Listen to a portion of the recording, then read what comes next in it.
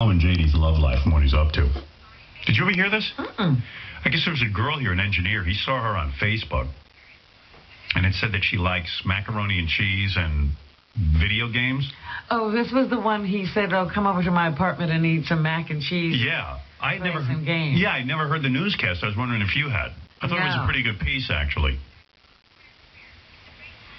Well, he's been trying to ask me to come to Brooklyn to hang out, play some rock band, eat macaroni and cheese. That would-be romantic proposal from J.D. Harmeyer, offered to a young radio engineer here at Sirius XM named Christina, who first ran into J.D. recently in the office kitchen. He didn't say anything, and then about 3 minutes later, I got a Facebook friend request from him, and that sparked it. Harmeyer apparently eager to see Christina immediately. He asked me where I was, and I said I was at jock prep, and then he came by, and he gave me an awkward high five, and then he ran away. The invitation to hang out and play rock band and eat mac and cheese, apparently something J.D. came up with by doing a quick internet search. These are all things that I actually like to do, but I guess he finds that out on my Facebook status. I'm not sure. But where exactly did J.D. want to hang out with Christina? I guess his apartment.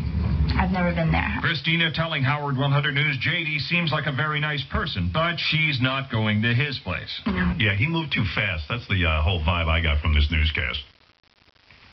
He had her all pegged and was into all her favorite things, but then he said, "Come over to my apartment." Right. He moved too quick. Well, it was kind of creepy to just, go on her Facebook, learn what she likes, and say, "Hey." Yeah.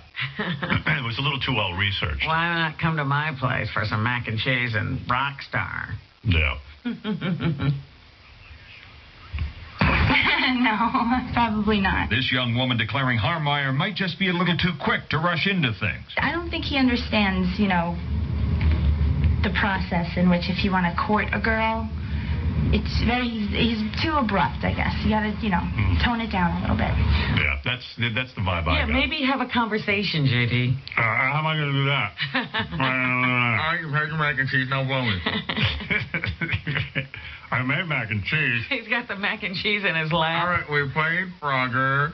All right, we did mac and cheese. Now it's time to bend over and take my cock. So anyway, I always like hearing about JD and his dating. Yeah. Yeah.